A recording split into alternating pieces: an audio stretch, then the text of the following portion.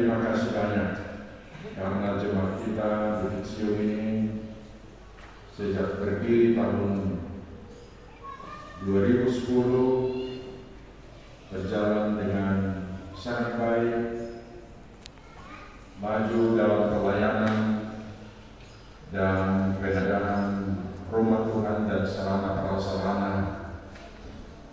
Tentu ini karena Roh Tuhan selalu menggerakkan seluruh warga jemaat dan para pelayan sejak 13 tahun yang lalu. Dan ini menjadi persembahan syukur kita kepada Tuhan yang Maha Baik. GKBI Bukit Sion, salah satu jemaat khusus di GKBI ini, dan sudah dilayani oleh seorang pendeta. Ini hal yang sangat membanggakan kita. Marmahani, Maniroi, Manugunugu menggembalakan seluruh warga jemaat kita untuk tetap di bawah naungan kasih Kristus Yesus Tuhan kita. Saudara-saudara, gereja berdiri adalah karena didirikan oleh Tuhan di dalam kuasa Roh Kudus. Kita mengaku setiap minggu pengakuan iman rasuli 3 bagian, dan bagian yang ketiga adalah aku percaya kepada Roh Kudus, adanya gereja yang kudus dan aman, persekutuan orang-orang kudus. Lalu firman Tuhan mengatakan, di mana ada 2-3 orang berkumpul di dalam namaku, aku ada di sana. Kita sudah lebih 2-3 orang, menjelang 100 orang.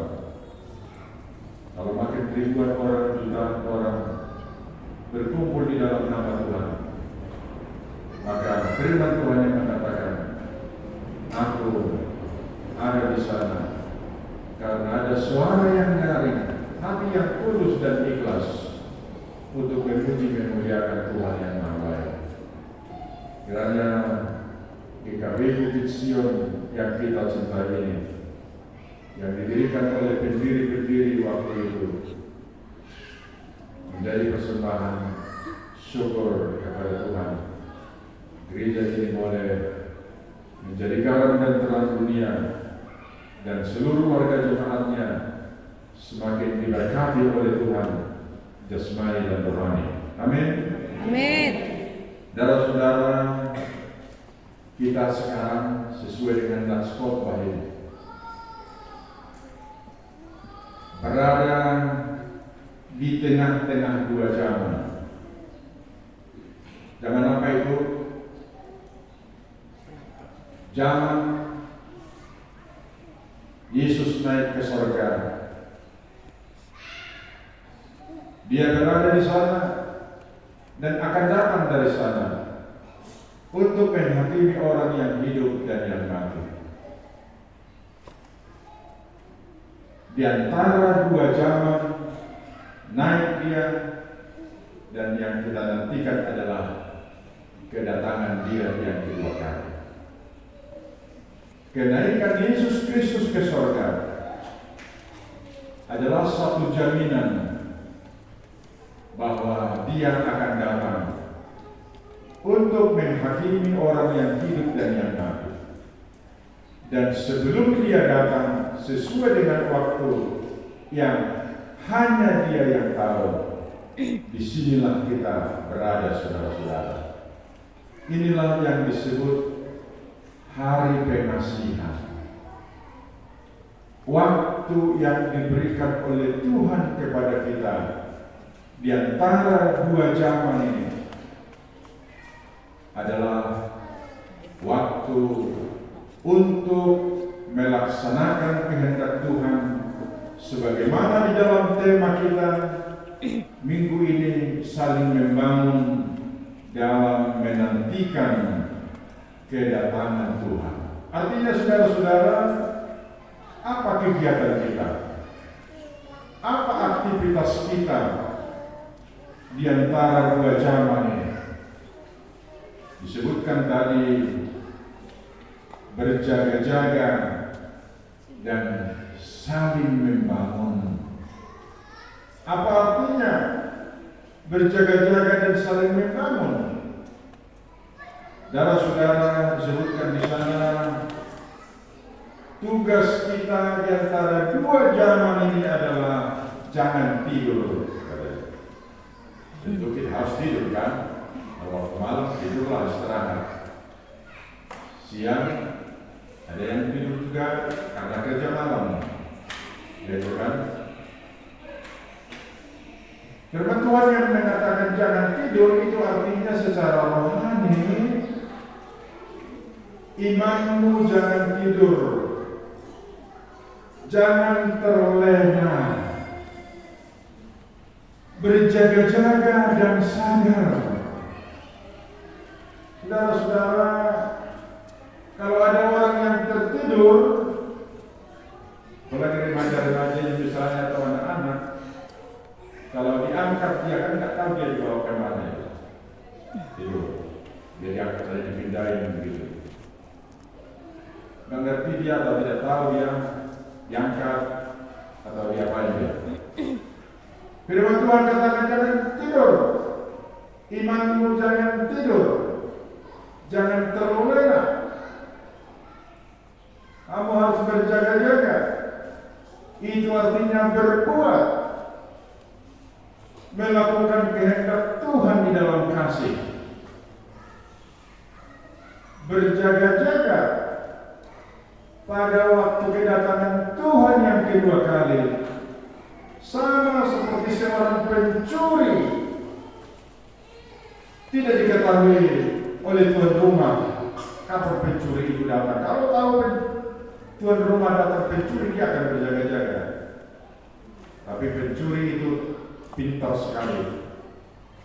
Kapan tuan rumah itu terlelap, kapan tuan rumah itu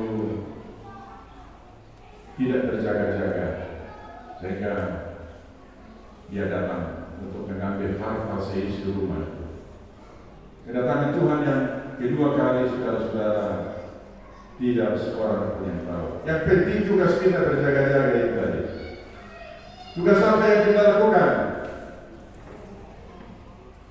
Saudara-saudara sekalian, tadi belum saya sampaikan, setelah kami tidak bishop lagi, kami melayani di panti asuhan. Panti asuhan Mamre GKPI, anak-anak yatim piatu di sana. Dan anak-anak yang sangat membutuhkan pertolongan hidup dan sekolah. Sekarang anak-anak di sana ada 59 orang.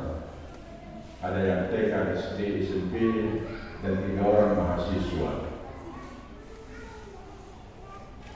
Di hari kedatangan Tuhan yang kedua kali menurut Matius 25 ayat 36 sampai dengan ayat 45. Maka datanglah Tuhan Yesus untuk menghakimi semua orang yang hidup pada saat dia datang, dan akan dibangkitkan semua orang yang meninggal selama ini. Dan dia adili, akan dipisahkan sebahagian ke sebelah kanan, sebahagian ke sebelah kiri. Itu nanti dibaca dalam firman Tuhan itu. Apa yang disebutkan oleh Tuhan Yesus? Kepada yang di sebelah kanan dia berfirman, masuklah, terimalah, sudah disediakan tempat bagimu. Itulah kehidupan yang kekal di sorga. Karena pada waktu aku lapar, engkau memberikan aku makan. Pada waktu aku haus, engkau memberikan aku minum. Pada saat aku tidak punya pakaian, engkau memberikan aku pakaian. Pada saat aku sakit dan di penjara, engkau melawat aku. Masuklah, terimalah. Apa yang dikatakan yang di sebelah kanan Tuhan Yesus? Ada yang ingat? Kapan Tuhan? Kami tidak pernah melihat Engkau Tuhan. Apa yang Engkau buat pada waktu Engkau hidup selama ini kepada saudaramu yang kecil itu, yang hina itu, telah berbuat kepada aku. Masuklah. Lalu dia berfirman kepada yang di sebelah kirinya, masuklah ke tempat yang telah disediakan bagimu, neraka, hukuman. Di sana ada gertak gigi. Karena pada saat aku lapar, engkau tidak memberikan aku makan. Pada saat aku haus, engkau tidak memberikan aku minum. Pada saat aku tidak punya pakaian, engkau tidak memberikan aku pakaian. Pada saat aku sakit dan di penjara, engkau tidak melawat aku. Masuklah, itulah yang disediakan bagimu. Komplain yang di sebelah kiri Tuhan Yesus. Mereka tidak terima. Kami Tuhan, seandainya kami melihat Tuhan, kami akan memberikan itu. Apa yang tidak kamu buat selama hidupmu kepada saudaramu yang kecil dan hina itu, engkau tidak berbuat kepada aku. Terimalah. Saudara-saudara, sekarang kita menyongsong kedatangan Tuhan yang kedua kali. Itulah firman Tuhan hari ini menjadi santapan rohani bagi kita. Siapapun kita, tidak ada yang kekal di dunia ini. Kita ini seperti di ruang tunggu dokter ini, ya kan? Ruang tunggu dokter. Sekolah masuk, sekolah berpikiran begitu satu-satu, ya kan? Sesuai dengan kehendak, sesuai dengan daftar yang ada. Tuhan mengakhiri hidup kita sesuai dengan kehendak Tuhan dan bergiliran. Sekarang di musim perang ini, apalagi perang Israel dengan Gaza, sampai sudah lebih dari 12.000 orang hanya 1 bulan meninggal. Tidak ada lagi kesempatan untuk berbuat apa-apa. Lain lagi perang Rusia dengan Ukraina. Lain lagi yang ditimpa musibah dan lain sebagainya. Kita di Indonesia ini masih sangat luar biasa. Anak-anak sekolah tidak ada masalah. Bapak Ibu di Batam ini mencari nafkah dimanapun asalkan ada rajin, ada gesit, ada kemauan, pasti Tuhan akan berikan rezeki. Gak ada yang menghalang-halangi kan. Beribadah pun kita seperti ini. Di mana-mana gereja dan ada bantuan-bantuan dari pemerintah kita. Kita doakanlah supaya lancar nanti pemilihan presiden kita dan pemilihan legislatif, baik di tingkat kota, kabupaten, provinsi. Jangan ada nanti yang golput ya. Semuanya pakai suaranya. Dengarkan yang dua-dua. Dengarkan penasehat-penasehat. Tentu sudah lebih tahu siapa yang akan dipilih untuk bangsa dan negara kita ini. Nasionalis, NKRI, Undang-Undang Dasar, dan Pancasila. Kita membicarakan ini di gereja karena tanggung jawab kita juga berbangsa dan bernegara. Jangan dikatakan, kami tidak tahu itu, tidak perlu itu, tidak ada begitu.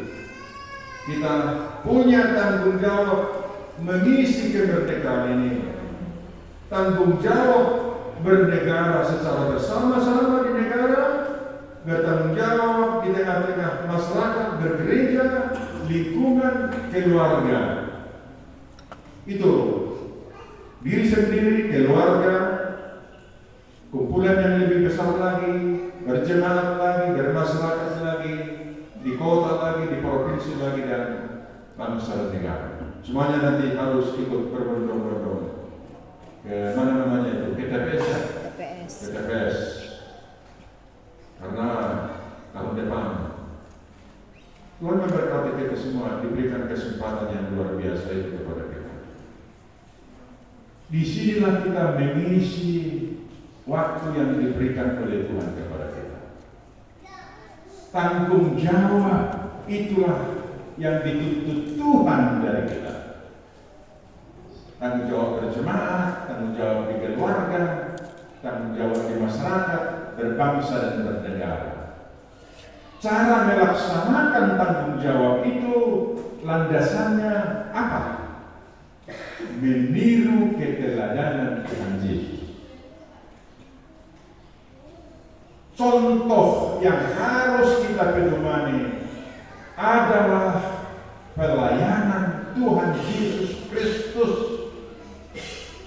Tuhan dan Juru Selamat kita yang hidup. Apa keteladanan Tuhan Yesus? Dia menyerahkan nyawanya demi keselamatan kita. Itu kasih yang luar biasa. Dia pergi kemana-mana memberitakan Injil. Dia pergi kemana-mana untuk menyembuhkan orang yang sakit, yang lumpuh, yang tidak mendengar. Dia pergi memberikan makan orang yang lapar, memberi makan waktu tertentu 4.000, di tempat lain ada 5.000, hanya 5 roti dan 2 ikan.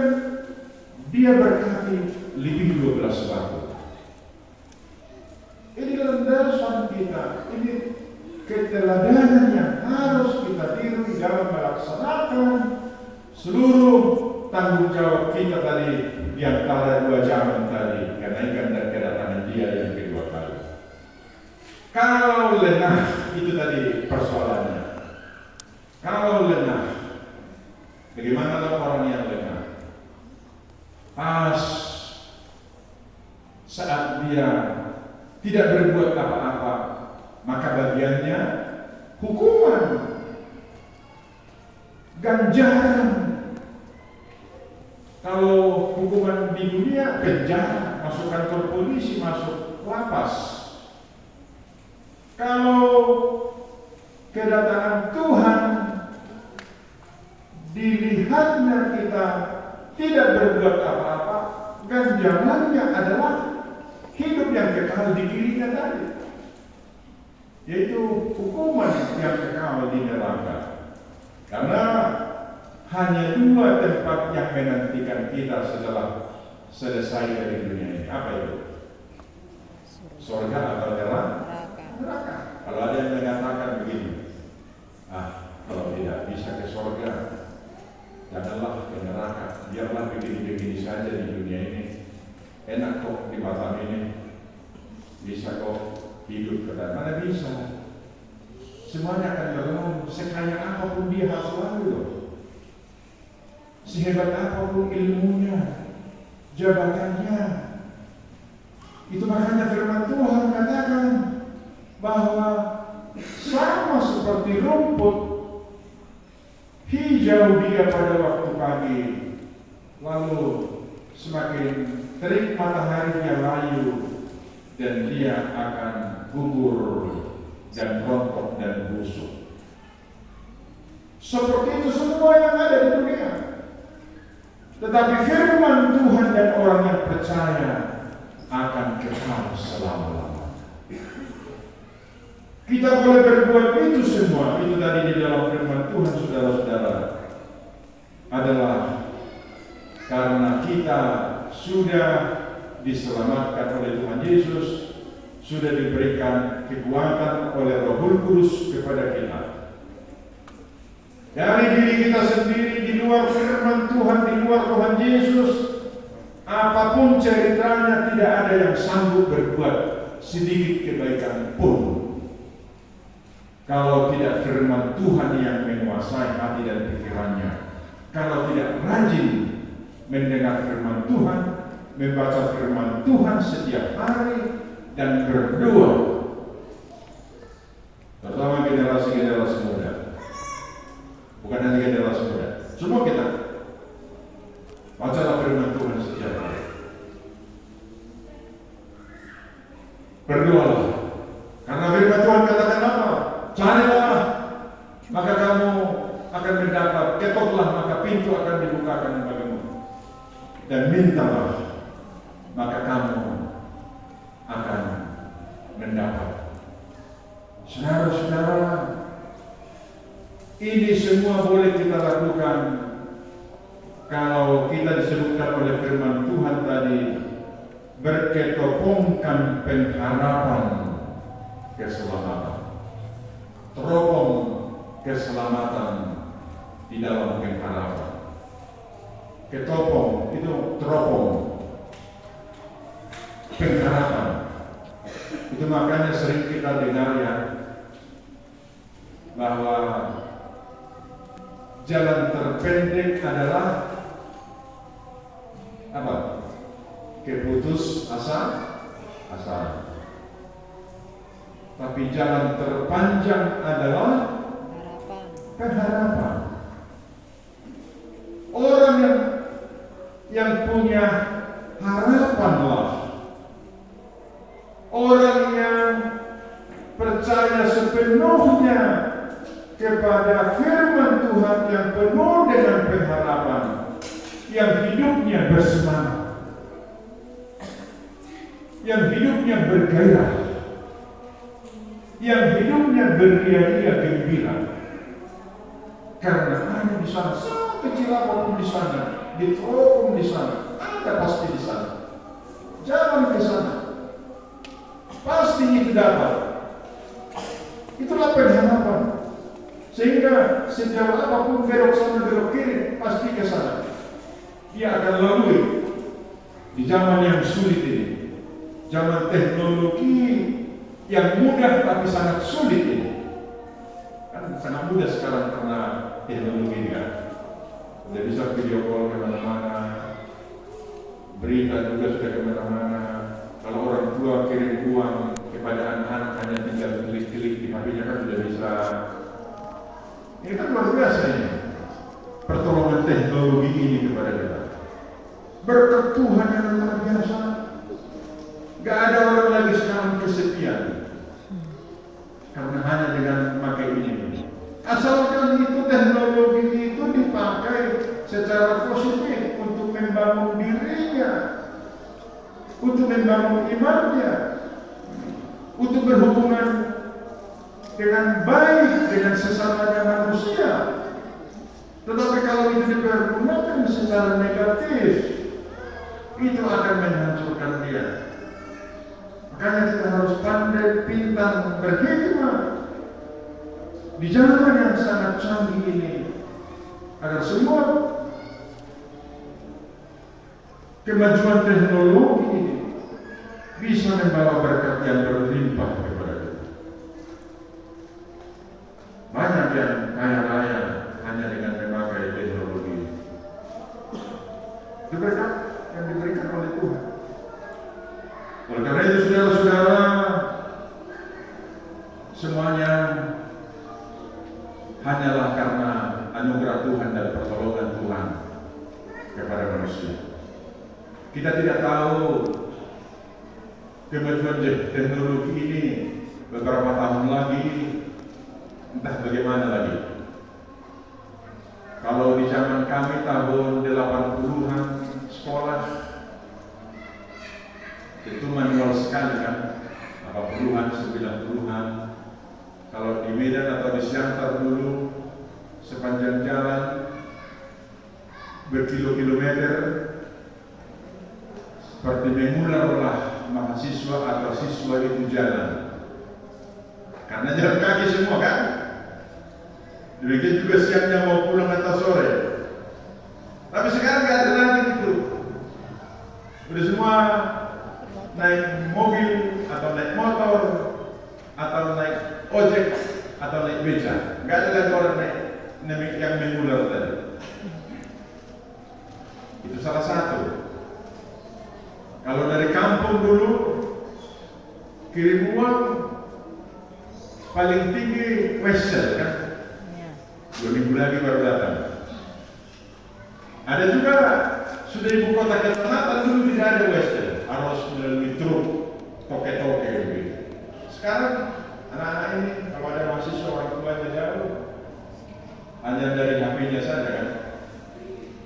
Opung-opung ini atau kayak mana saja, lihat dulu cucu-cucu katanya, lihat video call dan sebagainya, dan lain sebagainya. Terlagi apa lagi yang terjadi? Saya kira hal yang seperti itu sudah sangat sering kita dengar. Tapi yang jelas adalah firman Tuhan tidak akan pernah berubah. Yesus tidak akan pernah berubah. Alkitab ini tidak akan pernah berubah.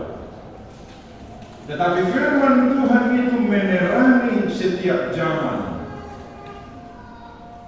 agar jangan manusia memperilah ciptaannya sendiri. Saya ulangi, jangan manusia mempertuhan yang dibuatnya sendiri. Seperti menara Babel dulu, mereka mau menyamai Tuhan, sehingga Tuhan murka, diruntuhkanlah itu. Mulai dari situlah bahasa berbeda-beda. Apa yang terjadi sekarang? Ratusan ribu bahasa di dunia ini. Kadang mengerti. Untuklah ada bahasa bersatu, bahasa Indonesia di Indonesia, bahasa Inggris dan bahasa-bahasa yang lain. Nanti kalau Tuhan sudah melihat bahwa manusia ini memperilah yang dibuatnya sendiri, maka akan terjadilah kutukan yang sangat besar. Manusialah yang paling tinggi dari semua ciptaan, dan manusialah yang menciptakan itu semua teknologi itu. Tetapi jangan kemajuan teknologi itu yang menjadi diperilah, dipertuhan. Itu tetap di bawah akal budi manusia. Hanya Tuhan yang memberikan akal budi, itulah yang kita sembah. Jangan hasil dari teknologi itu yang kita sembah. Itulah sekarang di zaman kita ini. Sebelum dia datang kedua kali, maka kita dikatakan oleh firman Tuhan, berhikmatlah seperti burung merpati dan cerdiklah seperti ular. Itu tetapi itu berhikmatlah dan cerdiklah kita sebagai mahkota ciptaan atau sebagai ciptaan yang tertinggi untuk hidup di dunia ini dengan pemahaman iman yang teguh bahwa kita diciptakan oleh Tuhan serupa dan segambar dengan Tuhan. Kita mandataris Tuhan sekarang di dunia ini. Kita ditentukan oleh Tuhan menguasai dunia ini. Jangan jadi kita yang dikuasai dunia ini. Amin. Amin. Itu.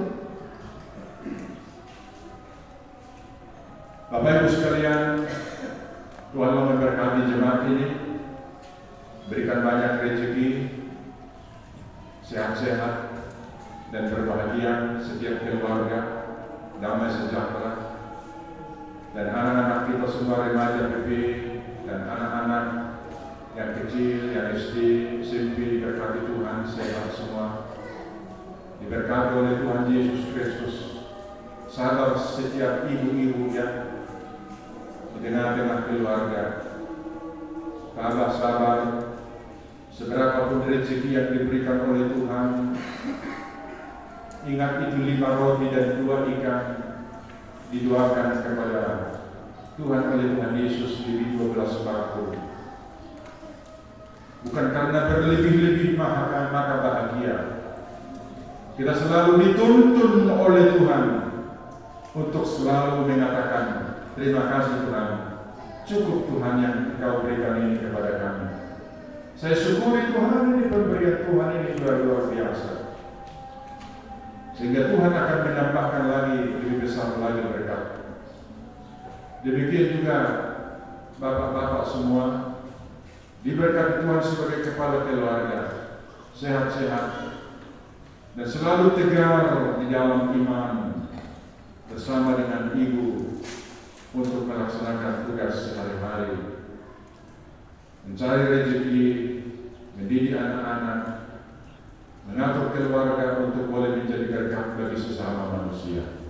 Dan anak-anak kami semuanya diberkati oleh Tuhan, jauhkan dari narkoba, jangan ada yang merokok. Opung di Mamre, opung ini disampaikan dipanggil opung, mulai kecil tak pernah merokok, gitu ya. Jadi kalian menjaga diri mulai sekarang. Pengharapan lihat ke depan luas itu, sana masih jauh kalian. Inilah yang harus kalian isi. Berangkat lagi ke hulu, berenang-renang ke tepian, bersakit-sakit dahulu, baru nanti kasih Tuhan bersenang-senang kemudian. Dan kalau bersenang-senang sekarang, makin sakit nanti ke depan. Ya, harus belajar gigi, tenang, berpengharapan. Tidak ada orang yang bodoh. Kalau ada orang atau anak sekolah yang bijak hanya dengar, sudah bisa dia menyerap, itu berkat kepada dia. Kalau kita harus baca 3-4 kali, baca sampai 3-4 kali. Pokoknya dapat, mesti begitu. Itulah tekad seorang anak Tuhan Yesus untuk menggapai kehidupan yang lebih baik ke depan. Inilah tadi cara kita mengisi di antara dua zaman itu tadi. Itu tadi temanya. Zaman sudah naik Yesus, baru dia nanti akan turun. Di antara dua zaman ini tadi, itulah yang kita sampaikan tadi.